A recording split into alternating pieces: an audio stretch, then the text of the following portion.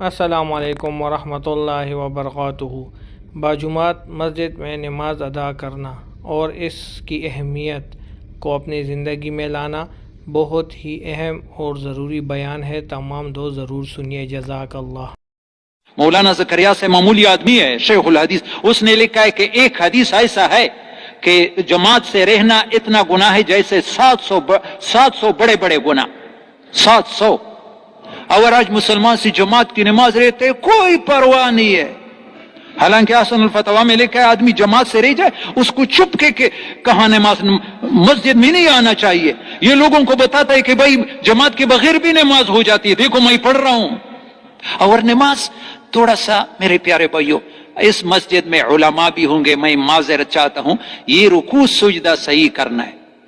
رکوع سجدہ صحیح ہونے سے اللہ پاک عقل سلیم نصیب کرتا ہے، عقل جس کی وجہ سے اللہ پاک کا علم نازل ہوتا ہے، عقل سلیم۔ رکوع آرام سے، رکوع سے اٹھو، کم از کم ایک تسبیح مقدار کھڑا ہونا، صرف کھڑا نہیں ہے، پھر کھڑے رہنا۔ سجدوں کے درمیان سبحان ربی العظیم یا سبحان ربی الاعلیٰ جتنا تھوڑا سا، جس کو جلسہ کہتے ہیں، قومہ جلسہ، یہ ہمارے مذہب میں تو واجب ہے، دوسروں میں فرض ہے۔ نبی علیہ السلام نے صحابی پر نماز دہرایا ہے، اور بخاری میں حدیث ہے، حذیفہ رضی اللہ عنہ نے دمشق کے مسجد میں ایک آدمی کو دیکھا رکوع جیسے ہم ٹکرے مانتا ہے تیزی سے، تو فرمایا ما صلیتا، تم نے یہ نماز پڑھی ہی نہیں، ولو مت علی غیر فطرت الاسلام، اگر تمہاری موت اس حالت میں ہی، تمہارا موت بھی اسلام پر نہیں ہے۔ نماز پڑھ رہا ہے اور موت بھی اسلام پر نہیں۔ تھوڑا نماز پر کوشش کرو۔ قاسم نانوتوی چھوٹے معمولی عالم تھے، وہ ہر نماز سے پہلے 1 گھنٹہ نماز کی تیاری میں لگ جاتے۔ مجھے غصہ آتا ہے، ہماری شورا والی بھی ادھر تکبیر اولا ہوتے ادھر باتیں کرتا ہے، نماز سے پہلے تو 5-10 منٹ آ کر یا اللہ تو مجھے صحیح نماز پڑھوا دے، میں نہیں پڑھ سکتا ہوں۔ نماز تمہاری ساری پریشانیوں کا حل ہے، لیکن نماز پر کچھ تو وقت لگاؤ، وضو صحیح کرو، جتنا وضو میں خشوع ہوگا نماز میں ہوگا، وضو کی دعائیں پڑھو۔ تو میرے پیارے بھائیو، نماز پر محنت کرو، علماء سے سیکھ لو، نماز ترجمہ سیکھو۔ یا اللہ تھوڑا سا تو یہ مشق کر لو، آج یہ مجمع جب سجدے میں جاؤ اتنا معنی تو سیکھو، سبحان ربی الاعلیٰ، یہ دل و دماغ میں لاؤ، جیسے میں نے اپنا سر اللہ کے قدموں کے درمیان رکھا ہے۔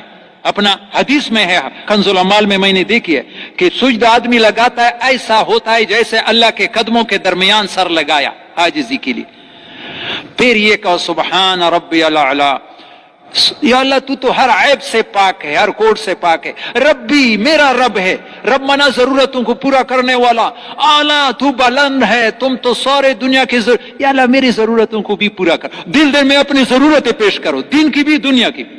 ایسے لوگ تھے کہ پوری رات سجدے میں گزارتے، سجدے میں تھوڑا وقت لگاؤ نفلوں میں، اور دل میں دعا مانگو اپنے دنیا ضرورتوں کے لیے، اللہ رب تو میری ضرورت اور تو کوئی ہے ہی نہیں، میری ضرورتوں کو پورا کرو۔ علماء کی قدر کرو، اللہ پاک تمہارے اولاد کو عالم بنائے گا۔ ہاں ابھی ہم ڈرتے ہیں، تبلیغ والی بھی بچوں کو عالم نہیں بناتے، حالانکہ لکھا ہے کہ ایک عالم، معرف القرآن نے تفسیر مظہری کے حوالے سے فلا تنفعهم شفاعت الشافعین کے آیت میں کی تفسیر میں لکھا ہے، ایک عالم اتنے انسانوں کی شفاعت کرے گا جتنا آسمان میں ستارے ہیں، بھوک سے نہیں مروائے گا، رزق تو اللہ دیتے ہیں۔ اور جو علم آج ہم نے مسند امام اعظم میں حدیث پڑھی، من تفقہ فی دین اللہ، جس نے دین کا علم بعمل حاصل کیا، کفاہ اللہ مہمہ، اللہ اس کی ساری ضرورتوں کے لیے کافی ہوگا، ورزقہ من حیث لا یحتسب، اور اللہ ایسی جگہ سے رزق دے گا کہ اس کو وہ ہم گمان بھی نہیں، بھوک سے نہیں مروائے گا۔ اور جو آدمی علماء کی قدر کرتا ہے اللہ ضرور ان کے اولاد میں عالم پیدا کرتا ہے۔ اور ہاں تھوڑا وقت اللہ کے ساتھ تنہائی میں بیٹھ کر اللہ کا ذکر کرو، یعنی عبدالوہاب صاحب کی قبر کو اللہ نور سے بھر دے۔ وہ کہتے ہیں انبیاء علیہ السلام نے جتنا لوگوں سے کہا اس سے زیادہ اللہ سے کہا۔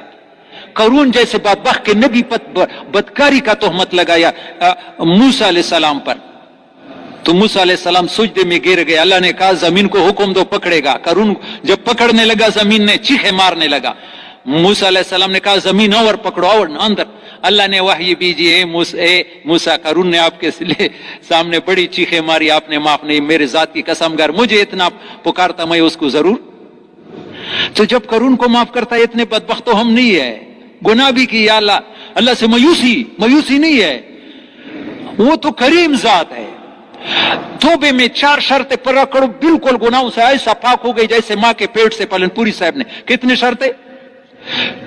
جو پہلے گناہ کیے ہیں معلوم ہے، اس پر دل میں ندامت ہو، فوراً جو سمجھتا ہے کہ یہ اللہ کی نافرمانی ہے اس کو چھوڑو، آئندہ نہ کرنے کا عزم کرو، پھر بھی ہو جائے ہیرے لیکن توبہ کرتے وقت دل میں ہو کہ نہیں کروں گا.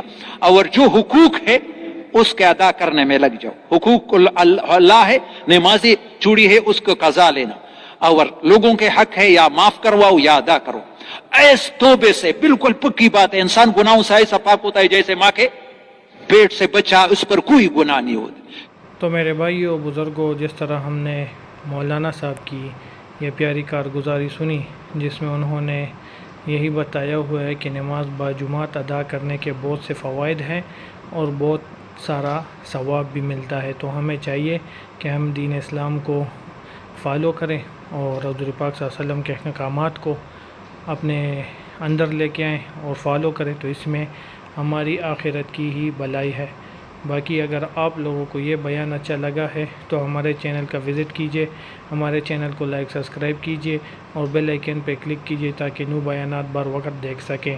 جزاک اللہ.